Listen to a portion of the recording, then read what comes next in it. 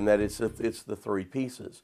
Yes, we have to have the piece that has the clinical data for our population, and we are capturing that. And that's what most people think of when they think of the HIE. But the second one that's there is the ability to get past these enormous volumes of data.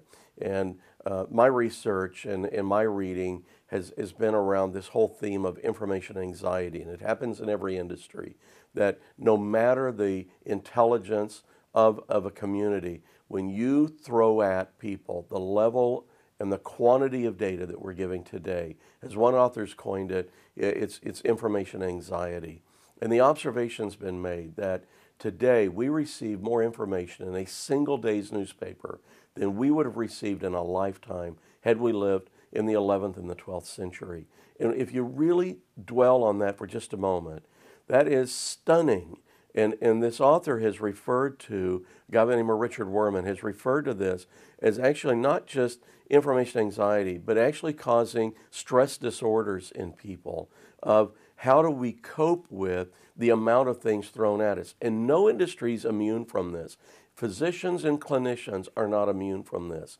And I believe that when we build things like a health information exchange and we put these volumes of data in front of them, it's going to produce anxiety around, number one, am I giving this patient the right care? Did I see the data I needed to see? Did I pick up the patterns that I needed to see on this patient? I think it brings to them legal anxiety.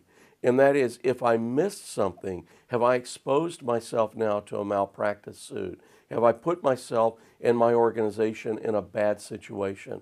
So when you bring those kind of things to bear, just building an HIE, while is a valiant effort, is not enough. There must be tools to synthesize that information and turn it into actionable material.